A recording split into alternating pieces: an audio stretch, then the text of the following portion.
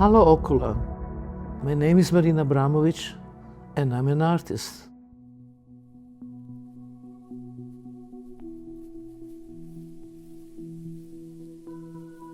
Everything is energy. I live in the Aborigines Central Australia for 1 year. And there was a really interesting thing what they do with crystals there. Medicine man who have very high powers, he had the small crystals and he literally put them in the head, literally insert them right in the head. And I asked him, why are you doing there?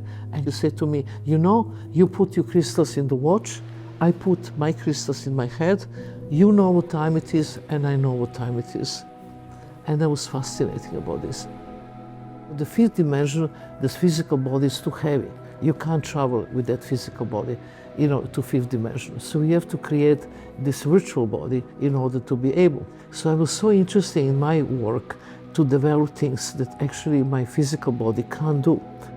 The avatar for me was a tool, how I can actually manifest that knowledge to younger generation of audience who use technology as a main thing in their life. I wanted to present Avatar around 60 years old. This was the time in my growth as an artist and having the most experience in my life, it was 60s. So that avatar I had to present, the one who have the wisdom and who have the knowledge. And that avatar is something that I will use for my legacy.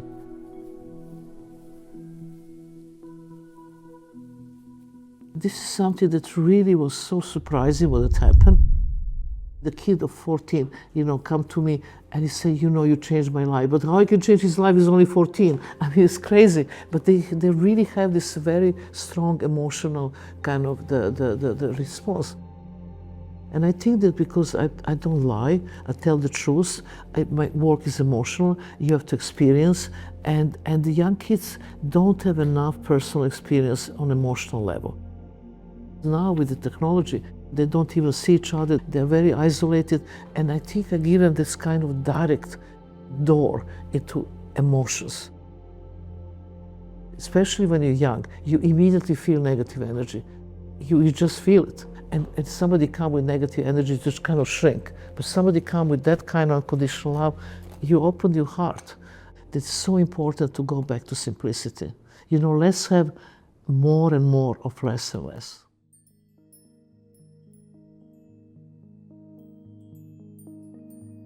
In Glastonbury, when I made the 7 minutes of silence, this was mission impossible. You go to ask 275,000 people to be in silence where they take mushrooms, they take drugs, they drink the wine, they listen to loud music, and then you ask them to freeze. And they did.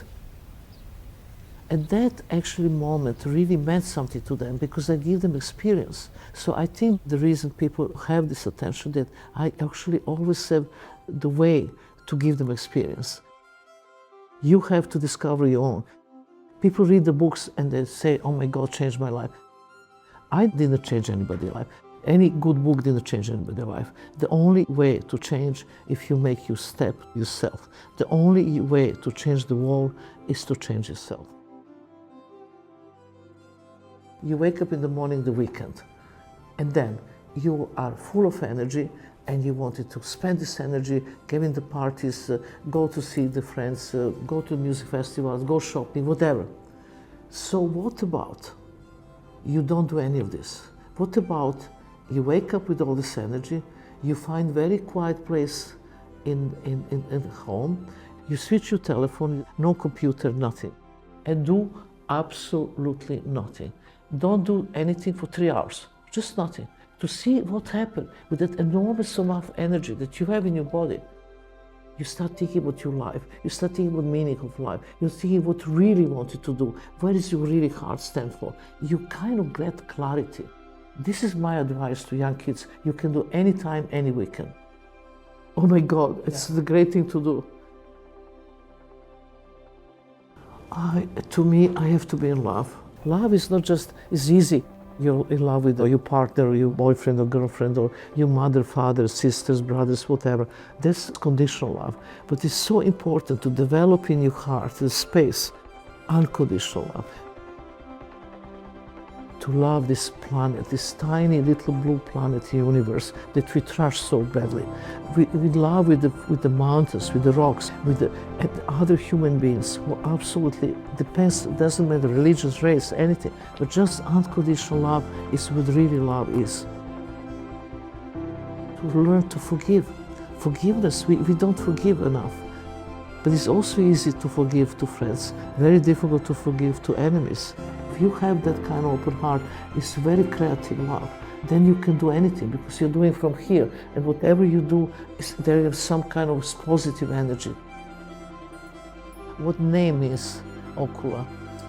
It's such a simple word, but beautiful. You remember very immediately. Ocula.